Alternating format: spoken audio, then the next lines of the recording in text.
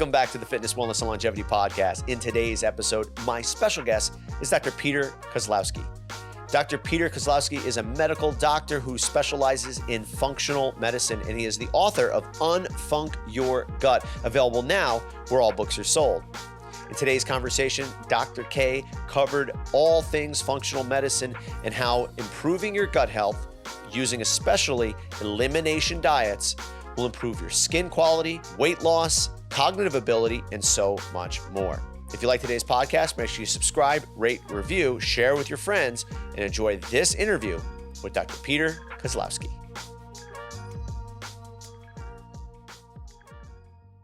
Awesome. It's an honor to be here. Thank you for having me. Well, the honor is all mine because obviously your credentials are far more extensive than mine, and I really do appreciate your time today in these things that I've uncovered about you and the things that you're doing so far.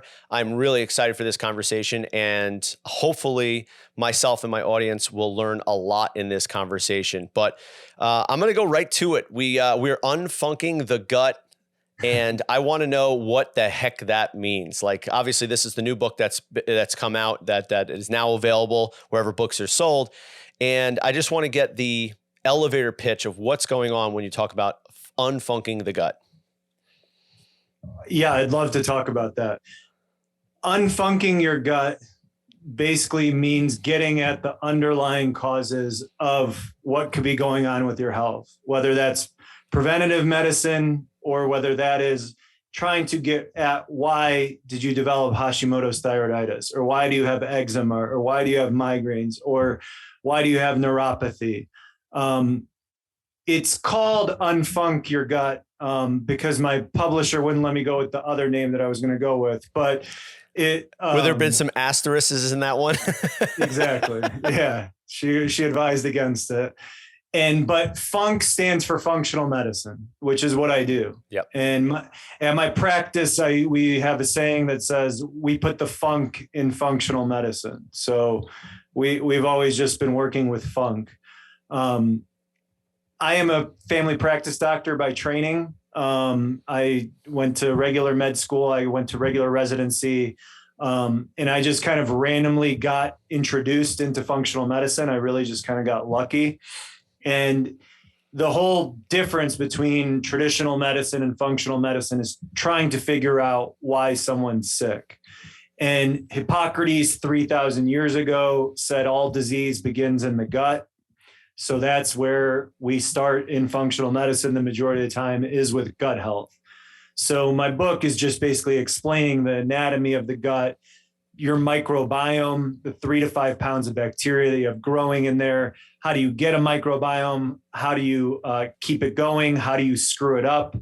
I always tell people basically since Hippocrates said that 3,000 years ago, everything we've done is damaging to the gut. So antibiotics, medications, stress, genetically modified foods, sedentary lifestyle. These are all things that have funked our guts. And when your gut is funked, you might not know until your doctor tells you that you've been diagnosed with lupus, or until you show up and you've got some kind of rash that you can't explain, or that dementia develops. So it is best to get on that to looking into this before someone gets sick. But 99% of the people that come to me are already sick, and we're trying to reverse it. Lot to unpack here. And I'm so glad that we have, a little bit of time together because, again, whenever I sit in front of somebody who's got as much knowledge as you do, I try to do the most I can to get as many answers as I can. So I'm going to be selfish here and ask as many questions about myself as possible. No, but the first thing I want to unpack real quick is the idea of being a medical doctor, an allopathic medicine doctor first. Whereas there are, obviously the functional medicine community is very large and all encompassing. We have a lot of chiros, we have a lot of naturopaths, a lot of osteopaths. But to be an MD and a functional medicine practitioner, how does it different from your traditional allopathic training to get into functional medicine? It's completely the opposite. In traditional medical training, we're taught basically about different systems. We're taught anatomy, then we're taught how that anatomy could go wrong. And then at the end of the day, what we're taught is what pill fixes what's wrong with you, right? My general belief is at the end of the day, traditional medical training is just basically what the pharmaceutical industry kind of wants us to know and what drug they want to be prescribing and making billions of dollars off of at what time. Functional medicine is root cause medicine. So it is looking at why did someone get sick? And the majority of why people are getting sick is because what we're doing to our environment. And when I mean environment, it's our food, it's our agriculture, it's again our lack of movement, it's the media, it's breaking news, it's social media. All these things that we've done creates inflammation in our body. Once inflammation is in your body, it's free game to go anywhere. That's why you could take like 100 people with gluten sensitivity and they all have 100 different symptoms. Not everybody's the same. You take any condition, SIBO, candida, heavy metal toxicity, mold toxicity, everybody might have different symptoms.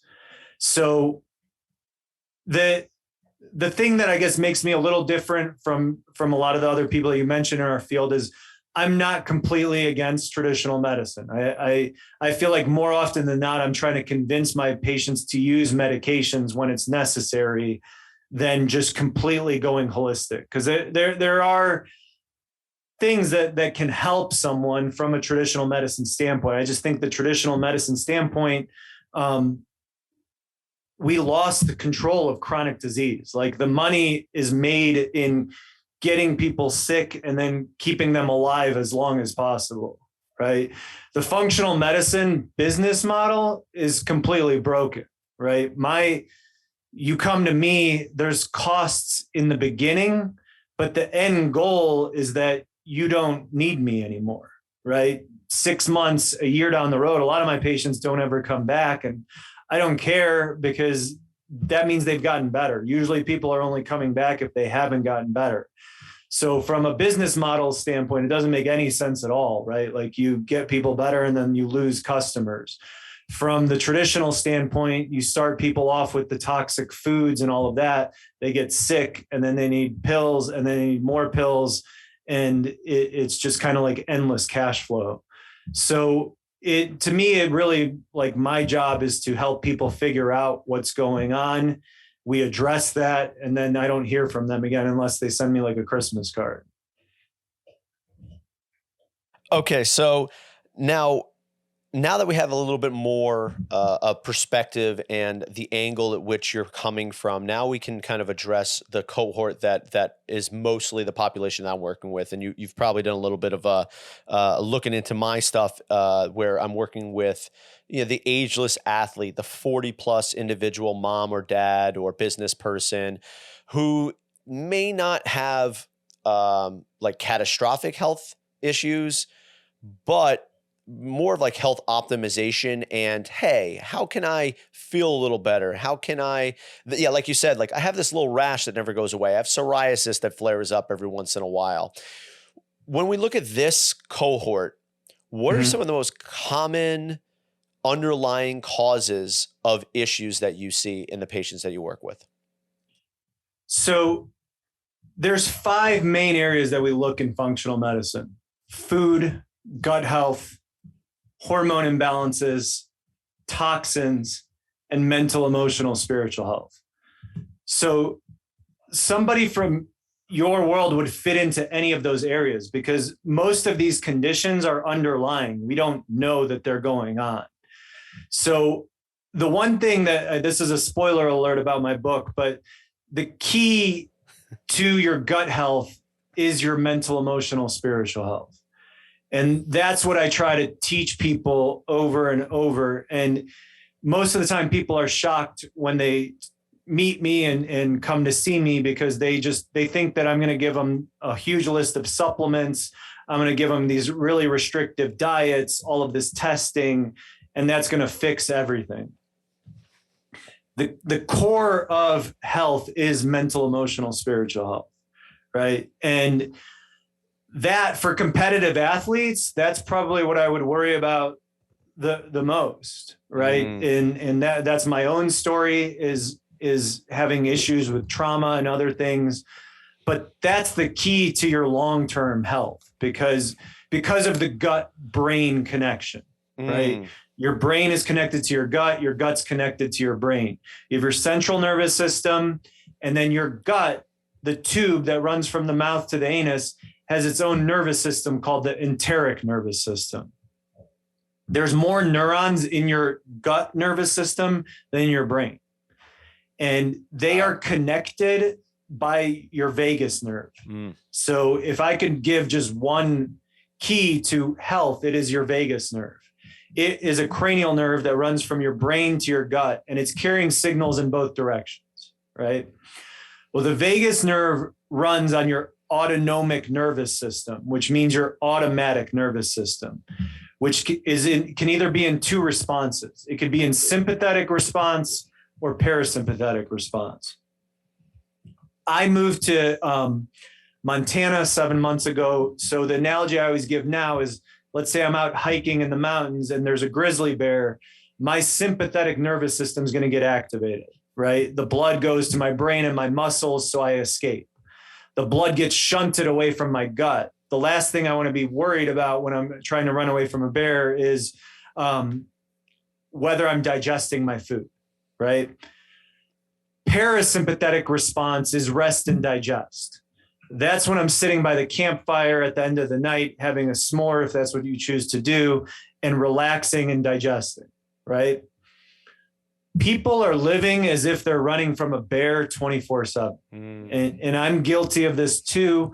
I wake up and the first thing that I do is check my phone and my text messages, my email, voicemail, what's going on in the news, what's going on in social media.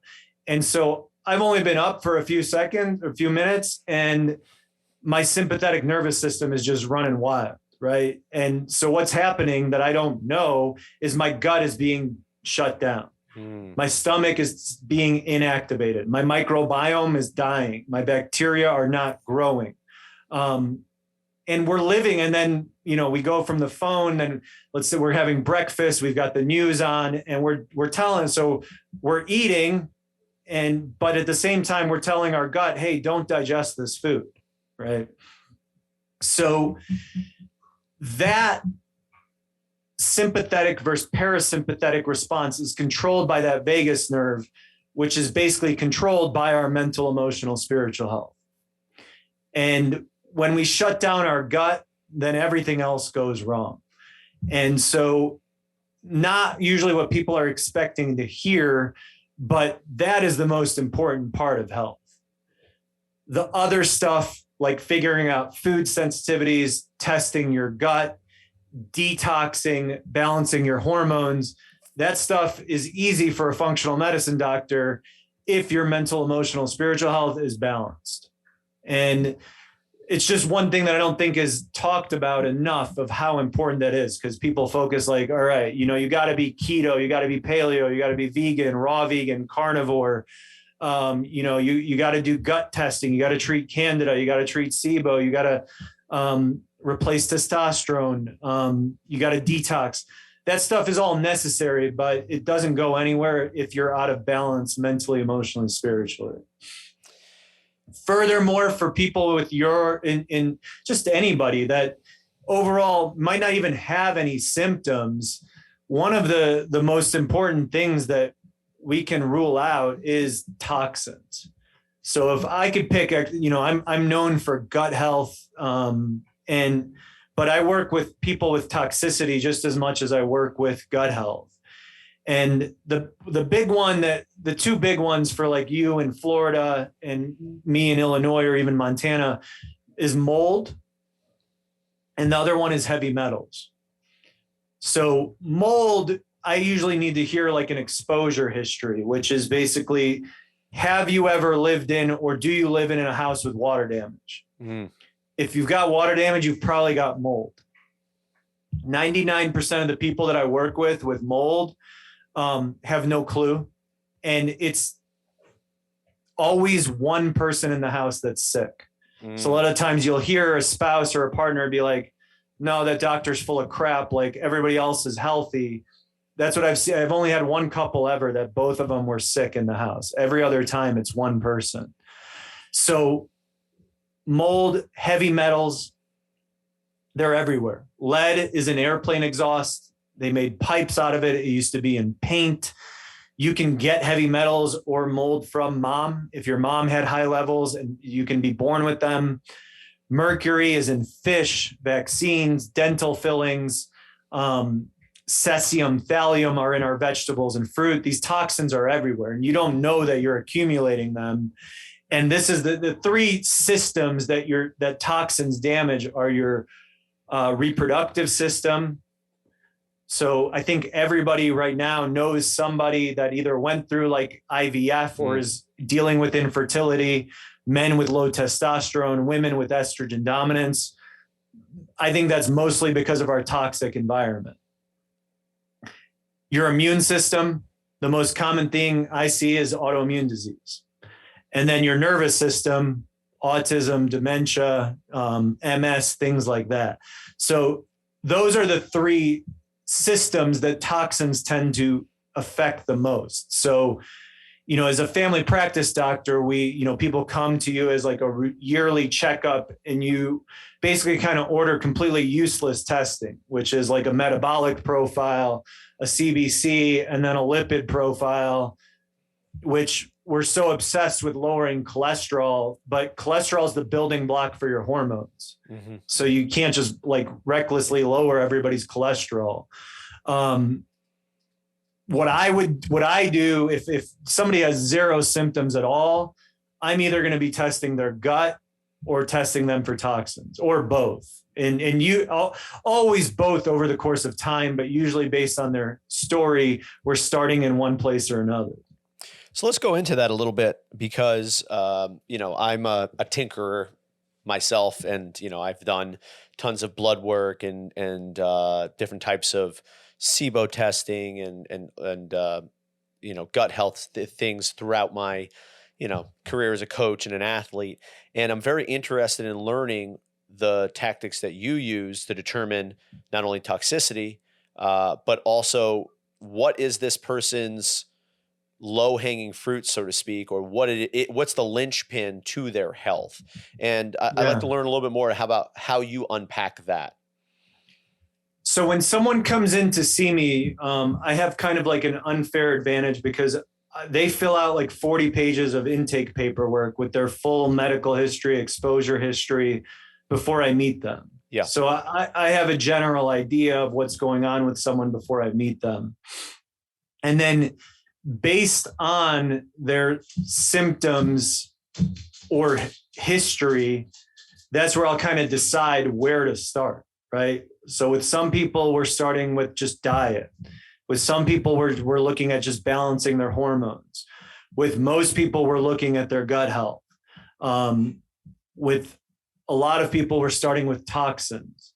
And then it doesn't matter what else, I'm always stressing the importance of mental, emotional, spiritual as being the most important out of those. So I'm always looking within those areas, and it just depends on someone's history of where I'm going to start. SIBO is an interesting one because I have a whole chapter on SIBO. It's the most common gut condition that I treat. The overwhelming majority of people have gut symptoms. So that could be bloating, IBS, constipation, abdominal pain, nausea. But I've worked with a number of people now over the years where they don't even have any gut symptoms. And we've been stuck. So we test them for SIBO and it comes back positive, and we treat that and their eczema goes away. So that one is always in the back of my mind. Like, hey, like if I was wrong or we were misguided based on someone's history, all this testing comes back negative. Some of my things that I could test anybody for would be something like heavy metals, mold, if there's some kind of history, or like SIBO. Now, obviously, I do have a very intelligent audience, but I just want to unpack the SIBO a little bit. Can you tell me a little bit more about what SIBO is and what are some of the effects of SIBO? Yeah. So SIBO stands for small intestine bacteria overgrowth. Your gut is a long tube that runs from your mouth to the anus, made of the mouth, esophagus, stomach, small intestine, large intestine. Each part of the gut has different functions. The microbiome, the 3 to 5 pounds of bacteria that are growing in our large intestine, have many roles, and they work very well when they're healthy and living in your large intestine. What SIBO means is that the bacteria have migrated into your small intestine. Your small intestine is about 20 feet long, and it has two main jobs, digestion and absorption. So digestion really starts in your stomach. We break down food with acid. Acid passes into your small intestine. When it's in there, the pancreas releases enzymes that help you break down fats, carbs, and whatever proteins left over. Your liver makes bile. Bile is stored in the gallbladder. Bile goes into the small intestine and helps you break down fat. The small intestine is lined with these little finger-like outpouchings called microvilli. There is 2,000 square feet of absorptive surface in the small intestine. So all your nutrients are moving into the bloodstream, into your body through the small intestine. It's an amazing environment. It's extremely effective. But if that environment gets overgrown with bacteria, that's a disaster, right? And that doesn't mean that it doesn't matter if it's good bacteria or bad bacteria that overgrow your small intestine.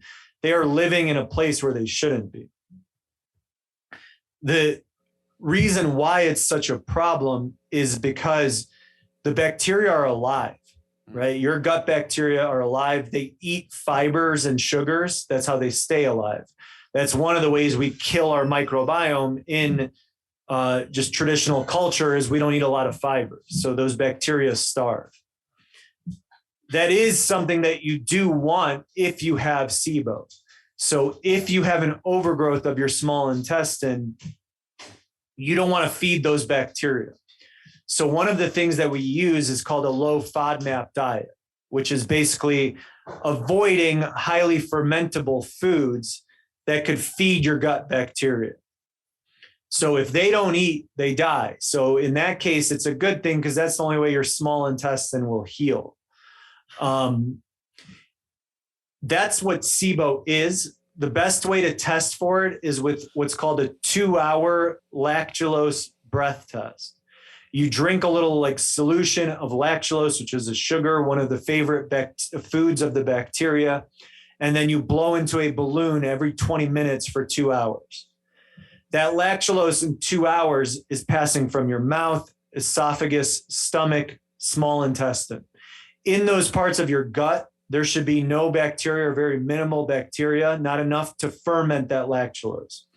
So in those balloons, we're testing gas, hydrogen and methane gas, because the bacteria eat in an anaerobic process, no oxygen. So they are, when they do ferment, it creates gas. So in a 2-hour breath test, you shouldn't blow out any gas because there's not enough bacteria present to ferment that lactulose. That's how you test for SIBO. But like I said, the majority of people feel gut symptoms, but there's a lot of people with these chronic unexplained symptoms. Like in my practice, 100% of patients that have been diagnosed with fibromyalgia have tested positive for SIBO. Fibromyalgia is a condition where someone has pain all over, and the regular medical community has done every test they can, and they're like, we have no clue what's going on with you. So this is idiopathic. We don't know why it's happening. You just have chronic pain. My experience, every person I've met with fibro has SIBO. And it could be really any condition. You can consider your gut health because it's the gateway into your body. So aside from a FODMAP diet, are there any supplemental protocols that you utilize to treat SIBO? When someone has SIBO, I usually give 3 options for treatment. One is traditional antibiotics. And the advantage of those is that it's fast. It's a couple of weeks. And what do you the major disadvantage there, of Dr. K? I'm sorry? What do you usually use for your antibiotics when you treat for SIBO? If someone's hydrogen positive, I use rifaximin. Mm-hmm. If someone is hydrogen and methane positive, I use rifaximin and neomycin. And just as a side note question, do you see consistent symptoms with methane and hydrogen positive in terms of, I think it's methane based, they might have more of like a IBS type symptoms, where if it's hydrogen based, they have more of like constipation, that kind of stuff? Usually methane based is constipation. Okay, opposite. But okay. Constipation can fall under IBS. Yes, for sure. Is that consistent for you, or is it, and another question not is necessarily. And do they usually test positive for both in the ones that you see that test? I would say that, the greatest percentage of people that test positive do test positive for both. Okay. Anytime methane positive, is someone is either solely methane positive or both, it's more difficult to treat. Yeah. So I really try to discourage people who test positive for methane to use antibiotics, because they're a very high recurrence rate. I try to steer people away from that. Go ahead. Sorry, Dr. K. Just hydrogen positive, I'll say antibiotics will probably work. But that's very rare now anymore that I don't know I ever see anyone that's just hydrogen positive. Is that because the methane based, the biofilm is just tough to get into? Yeah, they're more resistant. Yeah. Exactly. Yeah, they're tougher. They require like different. So with option number 2 is natural antibiotics. Okay. Which is herbal approach, and there's different herbal different companies that make supplements that are like their own proprietary blends. Yep.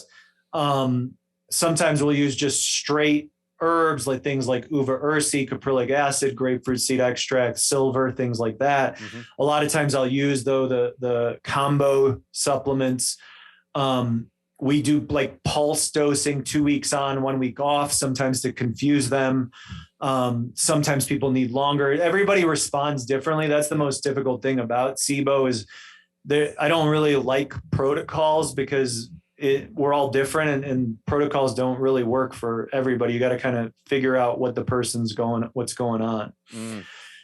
And then the third, and I call it my nuclear option, is an elemental diet, which is a liquid diet for 2 to 3 weeks. Yep. And I've had less than a handful of people that start with that. They're like, I just want to go extreme. And I'm like, okay.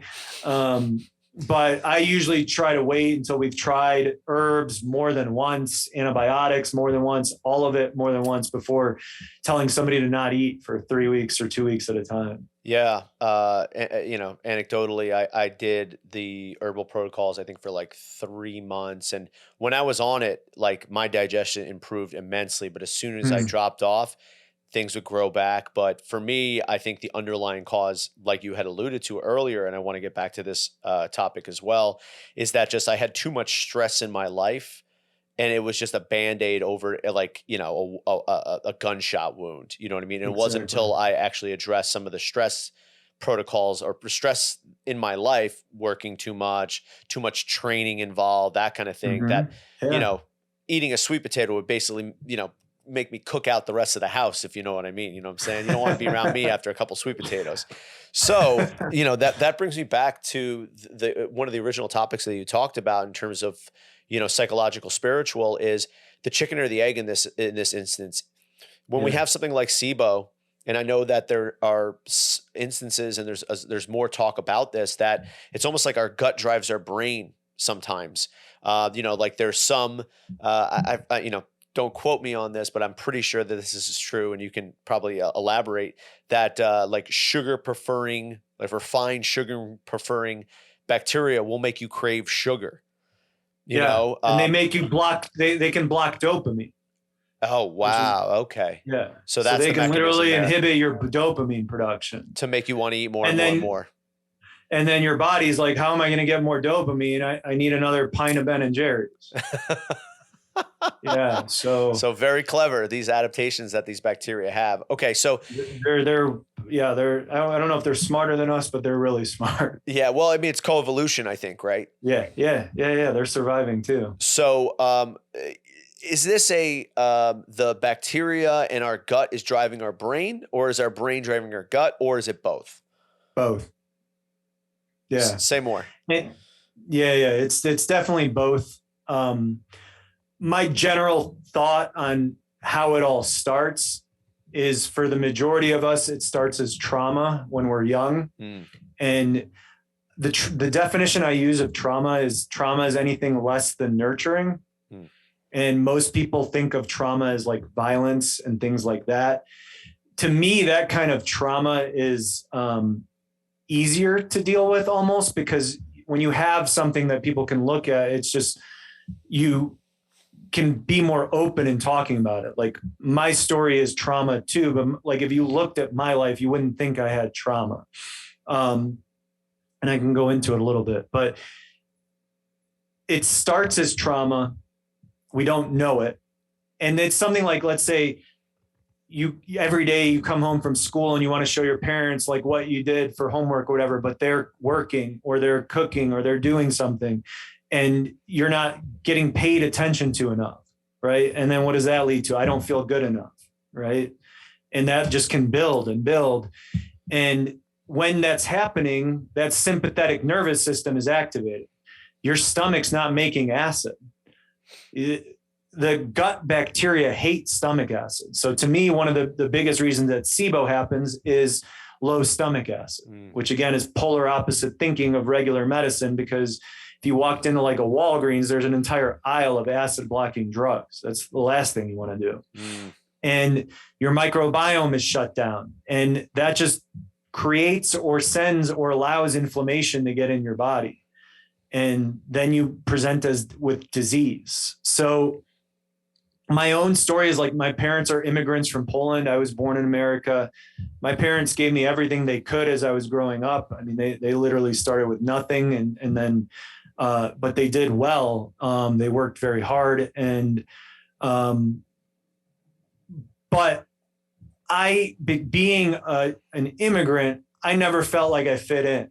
Like, I never felt good enough. I always did whatever I could to fit in. Like, my parents ate like more Polish style food. My friends ate like pizza and burgers and ranch dressing. And that's what I wanted to eat. Right. I got super into sports. And that was a way to fit in. Everything was just always for me wanting to fit in. And the bad part was I did fit in. I had lots of friends and things were good. But in my head, I was just never good enough. And eventually my Band-Aid that I found was alcohol. And I started drinking at a very young age and binge drinking, and eventually ended up in like rehab, right? That's where I kind of learned about mental, emotional, spiritual health, and what got me out of the traditional medicine thinking, because they put me on an antidepressant, but that didn't cure my issues with alcohol, right? Like, I had to work on what at the end of the day turned out to be is just never feeling good enough. And I fought with my therapist and everybody, was like, I don't have trauma. Like, this is bullshit. Like, my life was great. Like, and then we started peeling apart the layers of the onion. And I was like, okay, maybe there was some stuff that contributed to this. So in my experience, that's where the majority of patients have missed what's going on. Right. And it's hard, right? I get it. Like, it's the worst thing to work on because it hurts. It's uncomfortable. It's difficult. And it's a lot easier to just like go raw vegan or take a bunch of supplements. But that's a crucial part. So there's definitely a lot of people though that don't have that story, and they're balanced, or like, I generally believe that we're all crazy. It's just either we're working on it or we're not. So there's a lot of people that are taught early on, like, how to deal with emotions and feelings. Like, I didn't even know I had emotions by the time I was like 28. I didn't even know I couldn't describe emotions or feelings. Like, it wasn't healthy. So It definitely, though, for people that have that balance, I mean, it could be a course of antibiotics. It could be some environmental exposure you're exposed to. It could be getting put on an antidepressant. It could be just eating fast food too often.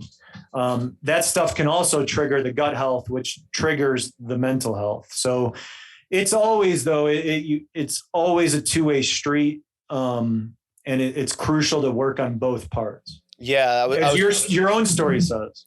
Yeah. That was what I was going to ask next, is that, like, do you ever compartmentalize these things, or are these being worked synergistically? Every time every new patient that's ever met me, I've recommended to get a therapist. And therapy is not the answer to everything, but they help you figure out, like, pick apart those layers of the onion. So, but it's the most important part of health, but kind of the most difficult one for me to help someone with. So and it's like the first step in recovery is just accepting that there's a problem, right? And once you accept it, you can't really go back. You can't ever really unknow something that you know. So that my job is to help them, do SIBO testing, stool testing, tests for toxins, help balance the hormones, figure out the diet. So that's the stuff I work on. I mean, I tried to share some of my own story in my book and some things that people can do, but there's different things work for different people. Just because, like, I may love my therapist, like, he or she might be a disaster for you. Like, it might not just be a good fit. Just like some people like me as a functional medicine doctor, some people don't. And for me, I need to exercise. Like, I threw out my back a week ago and I didn't exercise. And by Friday, like, my mental health, like, went to crap. Like, and Friday I was finally feeling better. I went and played some pickup basketball, and, like, the rest of the weekend I did the Peloton. I lifted weights, like, everything. And my mental health was just better. But that some people do it, like, work out and they feel like crap. Like, they're like, listen, this isn't right for me. I like to meditate. Some people have struggled with it. So there's so many different things that work, and it's just kind of exploring what works for you. Yeah. There are probably people listening to this right now who are, again, looking to maybe peel back some of those layers. What were your aha moments to go, wait a second, maybe I should look at this? Yeah. So, I mean, I have a chronic, like, mental health disease, like, with alcohol or drugs, but for the majority of people,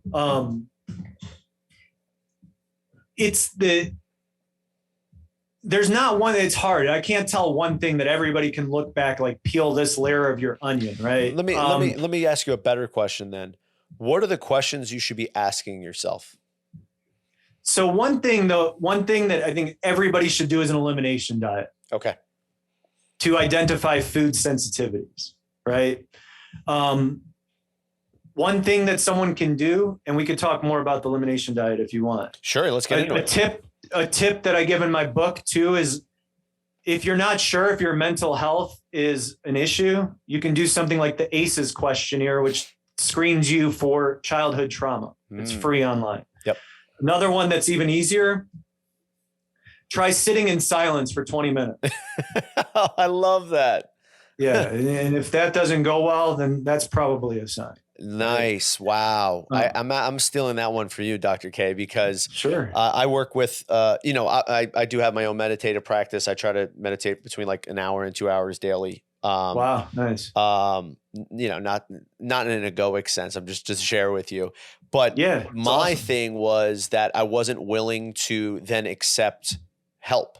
So, I see my testosterone in the shitter for the last 3 years. And they're like, okay, there's this thing called TRT that potentially could, push you in the right direction.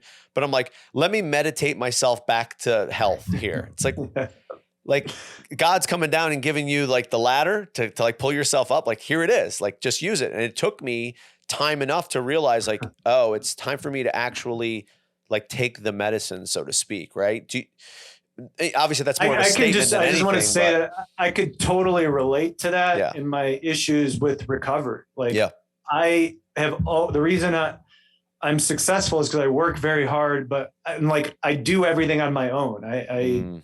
Everything is like my work, which has worked very well for me in my career. Mm-hmm. In recovery, in mental, emotional, spiritual health, that's a disaster. Like the worst thing you can do is not ask for help. And that's like the one thing I would never do is ask for help. Like I can figure this out on my own. Like I can, like you said, like I can meditate, I can do this, I'll read this book. And like I need help. And I think the majority of people, we need help. And it's an ego, it's a shot to the ego. Like you got to suck up your pride and be like, I can't do this alone. And that was really, really hard for me, and, but you need it. So I'm really glad that you mentioned that. Yeah. And again, I think, science is starting to catch up with this stuff. There are some ballsy doctors like yourself and a few others that I look toward for inspiration, but it almost is like the brain creates a reality, and our body has to coincide with that. Yep. Yeah, it doesn't. I mean, that's exactly right. Like my body as a kid who created a reality that I wasn't good enough, and my body reacted to that. It was never true, but it didn't matter. Like it screwed me up. Yeah. And then it almost perpetuates in all the situations that we're in because we're wired to, for our body, our physiology to react a certain way or to be driven a certain way. There's actually a great psychiatrist, Dr. Gabor Mate. You may have come across him. He's great. He wrote a fantastic book called The Realm of Hungry Ghosts. Dr. Mate was a psychiatrist at in an area in Vancouver. It has the highest population of drug addicts in the world in Vancouver. And I've driven by it before because Vancouver is a beautiful city. Yeah. And there is one block where it is just a sea of homeless people in this beautiful kind of metropolis. And and over the years, it's kind of dwindled here and there, but he was there at the hospital that treated these people. And obviously he saw patterns consistently with these individuals, and their addiction to drugs was not the cause. It was a symptom. It was actually, they were trying to manage their underlying problems, right? Yeah, insecurity, like for me, is extremely well managed with alcohol. Like, I feel really secure when I'm drinking. So, But you just reminded me of a concept that changed my life when I was 18. The subconscious mind versus the conscious mind, and in a book by a plastic surgeon named Maxwell Maltz, Psycho-Cybernetics. Wow, you ever read it? No, I haven't. It's never been like marketed, but they've sold like an insane amount of books. Yeah. He basically learned about this by doing surgery on people and changing their physical appearance and seeing some people get better and some people not. Wow. And basically, like, our subconscious mind is this goal striving mechanism, right? And if my subconscious mind tells me I'm not good enough, I don't deserve this, I'm always going to sabotage myself. And I don't even know it. Like, it's happening and I'm not conscious of it. Right. And there's another book called The Happiness Hypothesis, which is kind of like talking about Eastern and Western culture. That's Haidt, right? I'm sorry? That's Haidt, right? What do you mean? The Happiness Hypothesis, is that John Haidt? Oh, yeah. I don't know. I think I believe it. It's got an elephant. Yes. Yeah. I like tattoos, and I got an elephant tattoo after that, because the way he describes it is like a guy or a person riding an elephant. And if you're riding, and the elephant is your subconscious mind, the person is your conscious mind. If you try to get that elephant to ride off of a cliff, he's going to go left or right. Right. So your subconscious mind can save you. And if it's healthy, if you deal with that trauma and all that stuff, then your goal striving mechanism will lead you to safety and success and all of those things. But if it's wired inappropriately, it's going to, screw you up. So Yeah. I love that concept so much, and it just made so much sense to me of, that's something like just positive thinking, right, can affect that. And like things that seem kind of stupid or simple actually really work really well. For sure. And again, like I think Western science, Western medicine is starting to catch up with this stuff because just because we can't prove it with medicine doesn't necessarily, or with science yet, doesn't necessarily mean it's not there. You know what I mean? Like until Newton came along, gravity still existed, but we'd had no way of writing it down and showing that exists. And oh, by the way, gravity is still a hypothesis. It still hasn't been necessarily, it's not a law. That being said, I'm not going to jump off a building and try to disprove gravity, but it's still the theory. And I know that's something like meditation, where it's been around for thousands of years, but now because like University of California, San Francisco, or Harvard or somebody is putting out studies that like, hey, this actually helps with blood pressure. Yeah. Now it's like, okay, well now we believe it. Right? Yeah. If we could commodify it, if you can make an app out of it, Calm and Headspace, and make billions of dollars, all of a sudden we got money for more research. Meditation's great. I know, right? So another one I'll throw out there too, book wise, is this is the one that changed my life, was The Divided Mind by Dr. John E. Sarno. He's a back surgeon out of New York. He's a well-respected surgeon, and he practiced until his 90s. He obviously was a surgeon, and he realized that all the people that were coming in, or a large majority of the patients that were coming in, he would look at their x-rays, get their symptoms, and be like, this doesn't line up. What's really going on here? And he realized that, there was a practice, or there was an exploration of the science of psychosomatic medicine, but then it started dying out because they separated the mind and the body and realized and thought like, okay, we got to treat the body separate of the mind. Whereas before that, we treated them, together, right. And it seems like you're going back to that, Doc? Absolutely. I mean, that, or like, you could take someone with chronic back pain and get them addicted to opiates and make trillions of dollars, and then pay out a lawsuit for like 100 million after you've made trillions, like, and never talk about it. Like and for the overworked physician that's seeing 40, 50 patients a day to take 20 people out of that day that have got chronic back pain, what's going to be more time and cost effective? Like, here, take this opiate and come back in 30 days for another prescription, or let's talk about, your trauma with your spouse. Like for sure. And I think part of it also is, I mean, I try to think the best in people, and harm reduction is what I think most doctors are trying to do. Listen, I only have 20 minutes. What can I do? Here's a script and whatever. Whereas I think the model itself is what needs to be not destroyed, but a new model needs to come up to make the old model obsolete. Absolutely. And I think that's kind of what you're doing, Dr. K. Now, before you go, I have a few, lightning round questions for you. And I would just love to get your, quick answers, or what comes off the top of your head. Because I know that, again, there's a population of people who are listening to this right now. And I know that you can at least start, turning some gears and making them think a little bit about stuff. All right. So first off, alcohol. I know that you're a little biased here, but a few drinks a night, not a big deal, eh? Every night, if you're saying 3 a night, that's probably too much. And I know the research goes back and forth with this one, so it's a follow-up, but is a glass of wine good for you a night? Like you said, there's research that supports that. There's research that says it's against that. I mean, at a basic level, like any alcohol inhibits your quality of sleep. Yeah. Right. Sleep is when you're restoring your body, right? Especially if you're an athlete, like that's when you need to regenerate your body.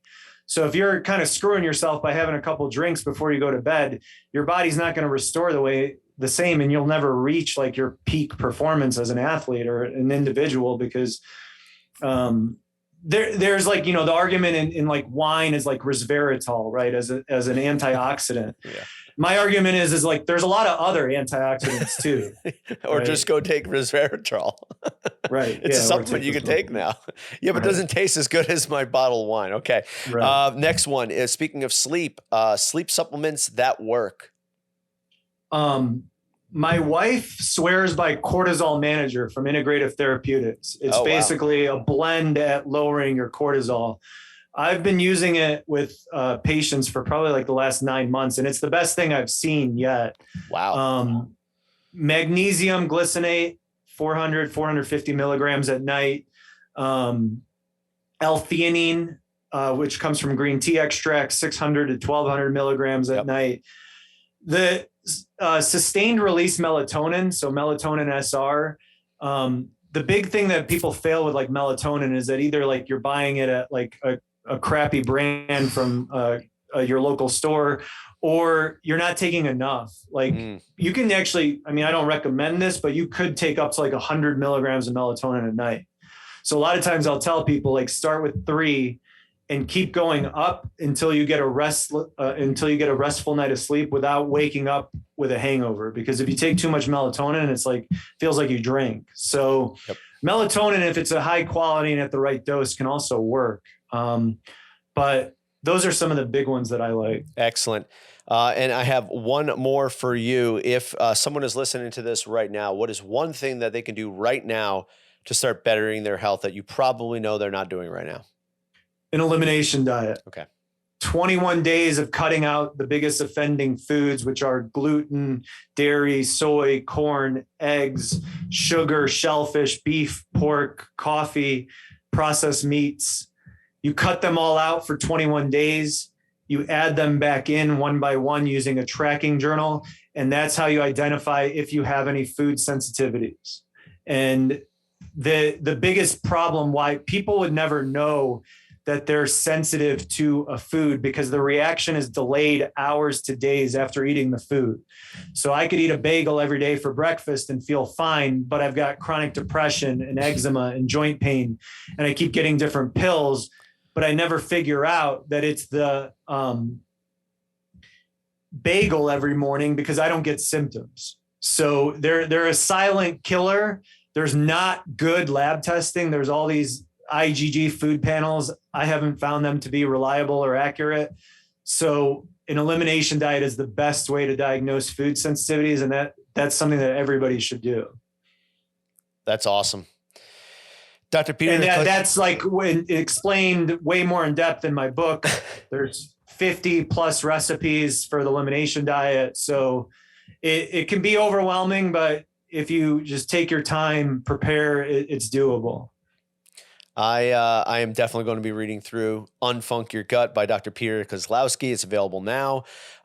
If you want to know about functional medicine and how to fix yourself, I think Dr. K is the guy. Dr. K, you're phoning in from Montana? I am. Bozeman. Oh, you lucky dog. I have some clients out in Big Sky right now, and I am very envious of them. So I really appreciate your time today, and stay safe. Thank you very much. Thank you. Take care, Dr. K. Thank you so much for listening and watching. If you like what you heard here, you're going to want to buy Dr. K's book, Unfunc Your Gut by Dr. Peter Kozlowski, available now where all books are sold. If you like today's podcast, make sure you subscribe, rate, review, share with your friends, and we'll see you next time with a brand new episode of the Fitness, Wellness, and Longevity Podcast.